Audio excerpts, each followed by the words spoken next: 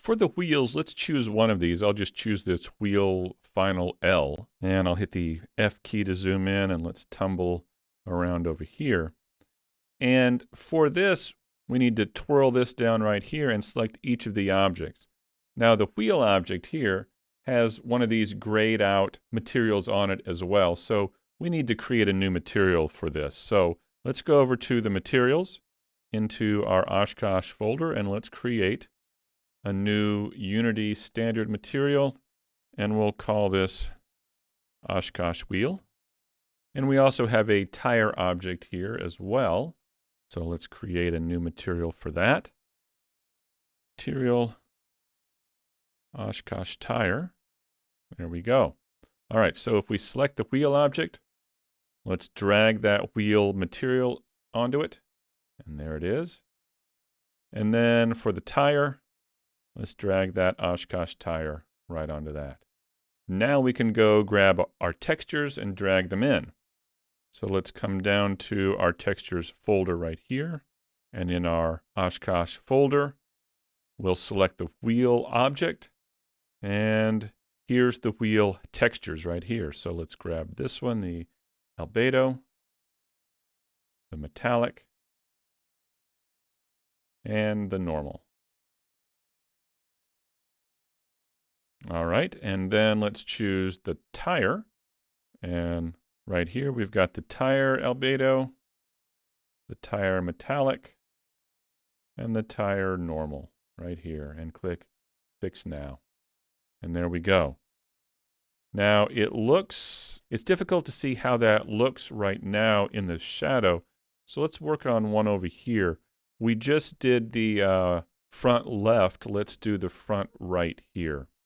So once again, let's select that wheel, and what we can do is go back to our materials here, and we can just select the wheel material that we've already created. Let's just drag that right into there, and it already has the textures loaded in, and that's good. And let's select the tire and drag the tire in, and there we go. So that's what we want for our tires there. Now let's work on the glass. So you recall that we didn't do the glass in Substance Painter, mainly because it would have just really bogged down my computer. We can create the glass very easily here using that MK Glass asset package here. Let's go ahead and open this up. And we've got a demo folder here, and in there it's got materials, and we've got this glass 1, 2, 3. This glass 0 is probably going to be just fine for what we need. Let's just choose the glass, drag that glass 0 over, and there we go. So there are other ones here. We can drag the glass 1. You can see glass 2, how they change, glass 3. So there are other ones here that you can play with, but honestly, this glass 0 is just fine. Now, I'd kind of like it to be tinted just a bit. It's just a little bit too clear. So I'll twirl this down, and in this color, I want to change it to just a slight blue. Move it over to here, but we can't see it yet here. And the reason why is this albedo is at 0. So let's just click and drag that up to 1. Actually, I'll just type in 1 here. And now you can see that the color actually affects the material now. That's a little bit too much. Let's bring it right over to maybe something like this. There we go. Yeah, so there's just a little bit of a tint to it. That's all I wanted there. All right, so we have our vehicle set up with our textures. Now what we need to do is create prefabs. And a prefab is just a game object like our vehicle or the tires that have all the settings kind of pre-done, all set up, and we can save the object and all the settings just the way we have them as a prefab. So to do that, what I'm going to do here is just, let me close all of these up. And we've got a prefabs folder here that came in with the vehicle tools. And I'm going to create a new folder here, and I'm going to call this Oshkosh Prefabs. There we go. And I'm going to open that up. And the way you create a prefab is you just drag the object from the hierarchy into the project panel. That's it. That's all you got to do. So for this, I want a prefab of this vehicle here. So I'm just going to click and drag. And it says, do you want to make an original prefab or a variant? And I want an original, so we'll just click that. And there we have it. And you can see now it's got all the materials on it, right? That's what we want. Now I also want one each of the tires, the L and the R. So we've put the materials on this one and this one. So I'm going to just say click this one and drag down to here. Create an original prefab there. Select this one and drag down to here. And there we go. So now we've got prefabs of each of our objects with all of the materials and textures on them. So what I'm going to do is remove all of this, all of these pieces. So the wheel, delete, the wheel, delete. I want to leave everything that's part of this car root, but I want to remove all the wheels that we've parented here like that. And I'll go ahead and remove this as well. We don't really need that. Let me bring back this cube so we can just see where we are right here. This is where we are currently. We've got this all set up. We've got our prefabs. In fact, I think I'm going to come down here and change the name to prefab. Here, vehicle prefab,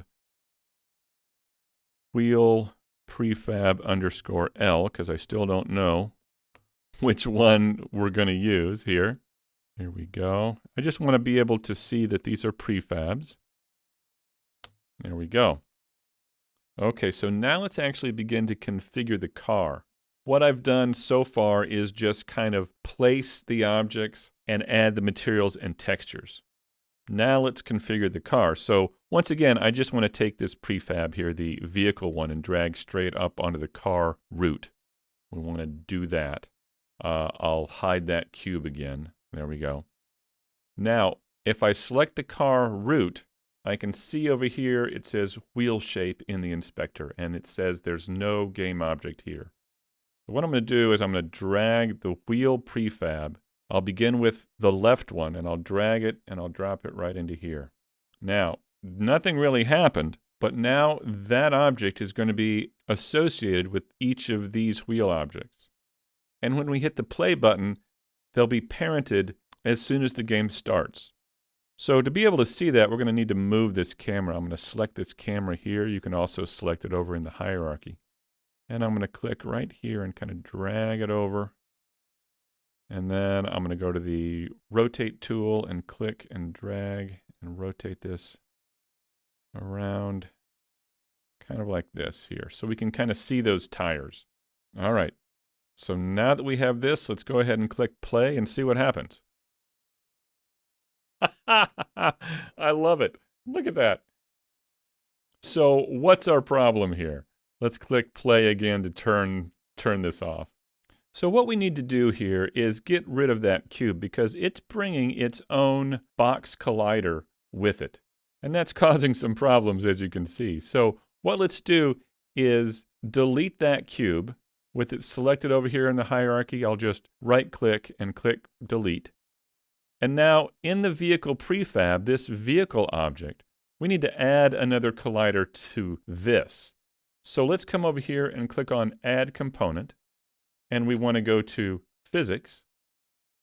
And then instead of a box collider, let's choose this Mesh Collider. And what this will do is it will actually create a cage around the entire thing. So if we click on this convex right here, you can see the mesh collider and how it's been formed around the object. And when you turn on convex, that just means it's going to be able to collide with other colliders as well for other objects. All right, so now that we have that in place, let's give this one more try. I'll click out here to deselect everything, and let's click play. And that looks a little better. So if I hit the W key, you can see it moves forward, and we can turn the tires here. The tires are going into the plane, into the ground plane. We're going to have to deal with that. But also, let me turn it off by hitting the play button there, and let's turn it back on and take a look at the wheels. They're backwards. We are looking at the inside of the wheels on the outside instead of the outside with the bolts.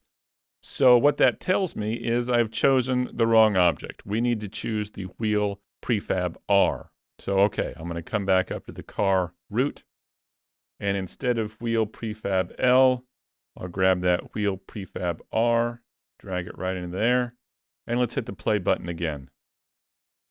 There they are. There are the bolts. Okay, so we have the tires positioned correctly. That's good. The last thing I think we should try is sizing up the wheel objects a little bit more so these aren't going down into the ground plane. Let's work on that. So if we select these guys, if we select, say, this one here. So let's take this up a little bit bigger. So this one, the scale here is 1. Let's take it up to maybe 1.2. Let's try that. I'll type in 1.2 for all of these, like that. And let's do the same thing for all of them. Let's try this. 1.2 and 1.2. Okay, so we've got those now. Let's select that car root and make sure these are above the ground. Yep, they are. All right, so with those now enlarged just a bit, let's go ahead and click the play button and let's see. I can hit the WASD keys and go forward and turn. You can see they're rolling. So you can see how the vehicle tools kind of takes care of the tires rolling and turning, right? There it goes. All right, I think we're doing pretty well. I'm going to hit the X key to put on the brakes.